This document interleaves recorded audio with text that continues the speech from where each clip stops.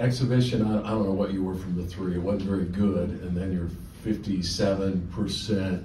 Where do you think you really are as a team shooting from the three? I think we're Dave, I think we're somewhere in between. We're not as bad as we shot at those first two exhibition games, and we're not as good as we shot at the last game. I think the top 8 were 12 of 20, 60%, and you take Kevin out of the shooting threes. Before that, you take out Hunter banking in one at Illinois and Parker banking in one against Fort Hays State. I think we were 1 for 29, and we're not that. It's just we're just somewhere in between. I hope we can be in that 36 to 38% range as a team. If we could do that, then we'd be in great shape. And Kevin, I'm guessing one of the reasons he came back was for the three, and it's really looking like it's paying off for him. Just talk about his progress from there. Yeah, I think Kevin needed to show people he could score consistently, and of course, in shooting is a huge part of that. Not all of it, but a huge part of it. I think Kevin came back for the right reasons, to see if he could do what Jay Will or an Ochai did their senior year, to basically go from being a really good player and complimentary guy to the man. And he's off to a great start doing that. So I'm real pleased with him. And it's not because he's making shots. He's still doing all the things that makes him a good player. Bill, with the contract, or I guess the amended contract coming out yesterday, how long were you and Kansas in talks to get this extension done? Yeah, we've been. Travis could probably address everything a lot better than me, but we've been in discussion with this since the end of last season. So, how'd you feel? How'd you feel about actually getting it done? At this point, then. Well, I felt good about it. It would have been fine if it was done in September or July or June or whenever, but I have learned over time when numerous attorneys are involved, sometimes things don't move as quick as what they normally wish they could in some ways. But no, I think I was happy that it's done, because we've been talking about it for quite a while. Was it something that you needed the sort of IRP process to get finalized before you wanted to really truly finalize this? You should ask Travis that question, but I think the university, to be real candid with you, has not wavered at all about how they felt about us during the entire NCAA investigative process. I don't think that, in my mind, and I could be wrong, but I don't think in my mind that process was going to impact, based on them having all the information that nobody else had, was going to impact them wanting to move forward. But that would be a better question for Travis. But the university never has wavered with that whatsoever, even though it's been reported by many that it was hanging out there for something like that. For that, you would think that the university could feel that way, but they certainly did not. You talked about wanting to use Kevin as a secondary point guard so as not to overwhelm Marco further. How do you think the experience that Marco had running the point in a game like Monday? I don't think that matters. I don't think when you get experience in a 50-point game matters that much, to be honest with you. He did play in the game some when Juan wasn't in the game, granted. But I would think moving forward, Juan or Kevin will be in the game. People think point guards are point guards because they're shorter, because they're actually not as tall. That's not it at all. Halliburton from Iowa State is 6'7", and he's a true point. And then you got some guys, Jamal Crawford, who may be 6'3", and he's a true scorer. It's so we get things so out askew on why people think they're a point guard. In high school, kids are point guards if they dribble down the court. I'm talking about point guard, time, score, momentum, understand everything you're going to do and understanding everything somebody else is going to do. If not near as complicated, I'm not saying that at all, but can you imagine a guy coming in and going to play quarterback that's never really played quarterback, and you expect him to do so as soon as he walks in on a college campus? And will people say, well, he played quarterback some in high school. Yeah, they put him in the Wildcats and they hiked the ball to him and he ran around the right end or the left end. That's kind of what it looks like. Elmarko will be a point guard. But right now he's close. He's a combo type guard, and to get him from thinking, I think we're better off probably playing Kevin there. That's the only reason. That's the only reason. And that was a great analogy, just so you guys know. You guys should go with that. When you look at your career, do you look at it like you're halfway through, or 2/3 through, or 1/3 through? How do you look at your longevity coming up? Yeah, I think I'm just getting started here. Hell no, I'm not only on the back 9. I'm on the back, 3 or 4.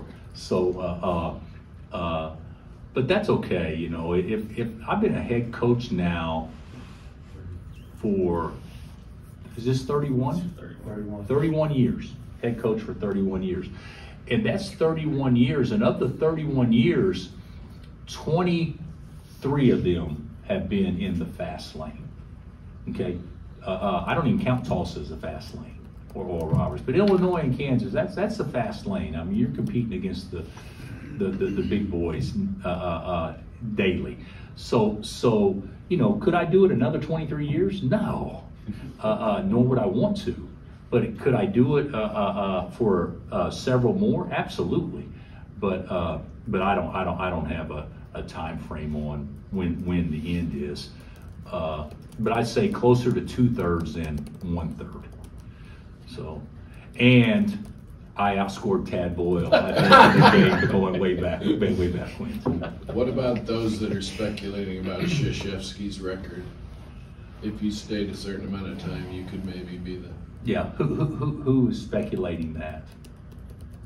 I don't want to single them out, but I've seen it on Twitter and stuff. Well, I will tell you this. I don't know if that record will be safe forever, because there's always, by the time somebody could break that record, the NCAA may allow you to play 50 games a season as opposed to 40. So who knows? But it won't be me. That is one that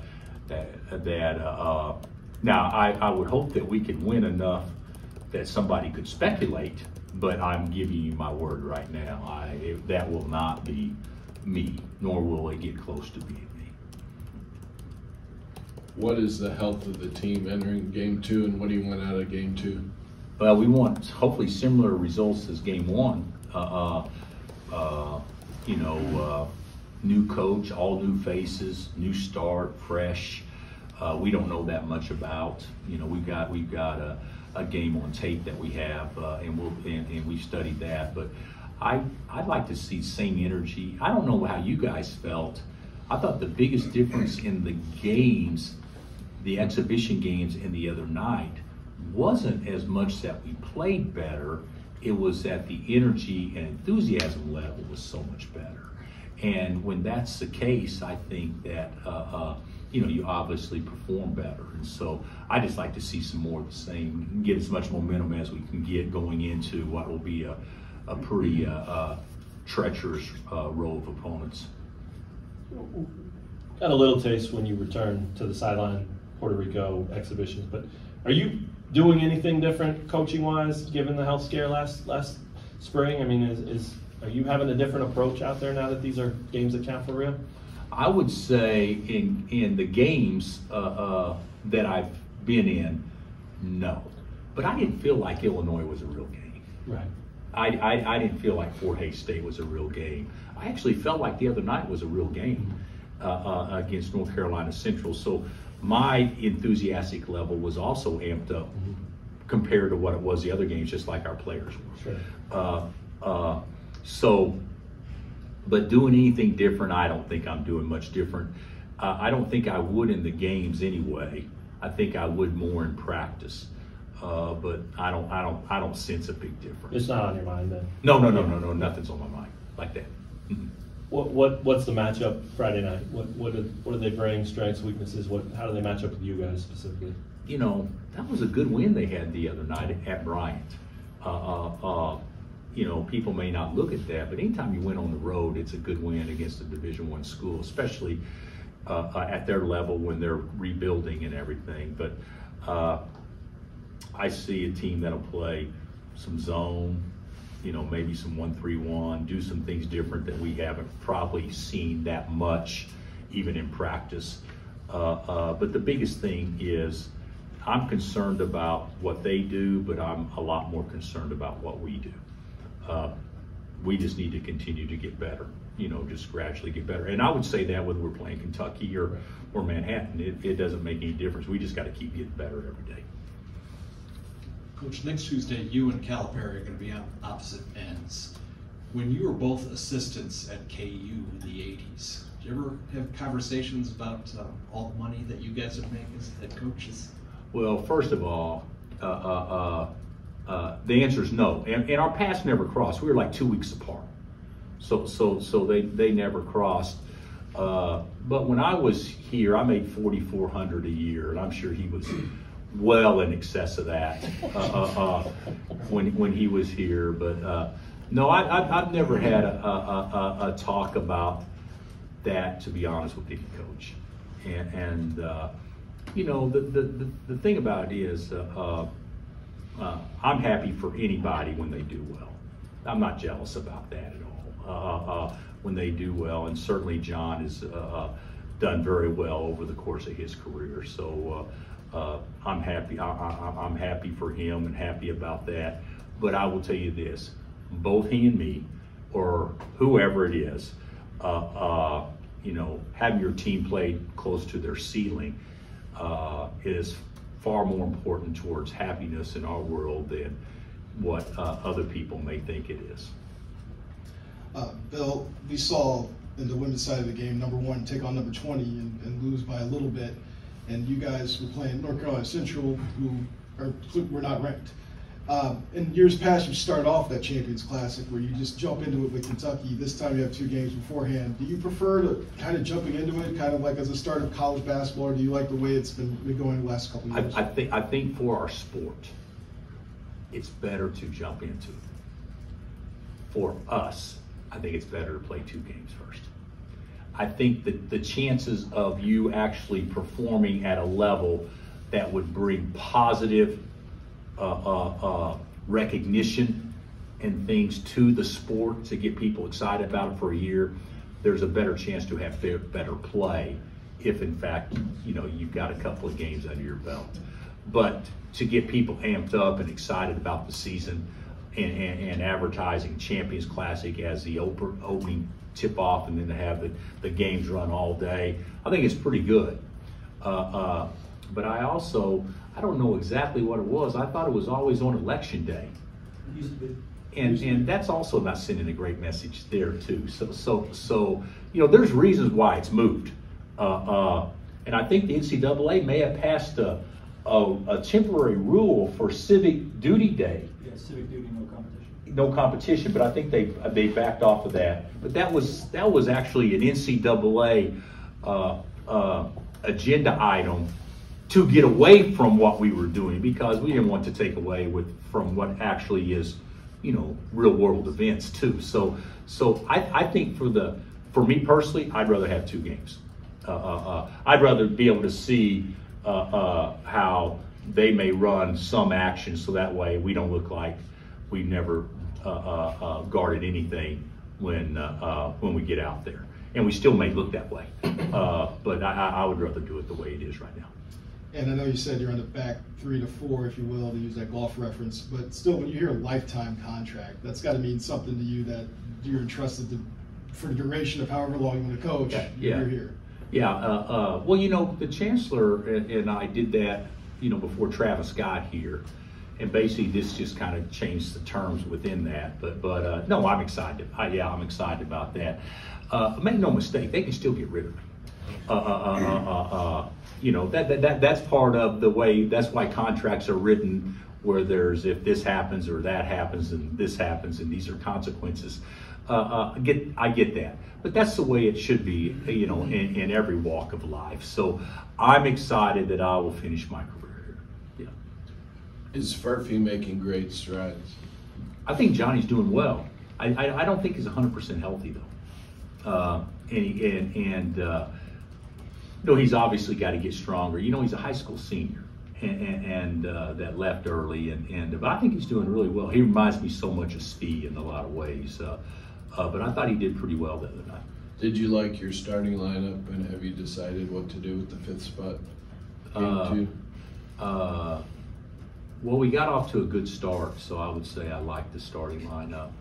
I'm not sure the 5th starter had a ton to do with us getting off to a good start if Hunter makes his first 7 shots or whatever. But I would anticipate us starting the same way.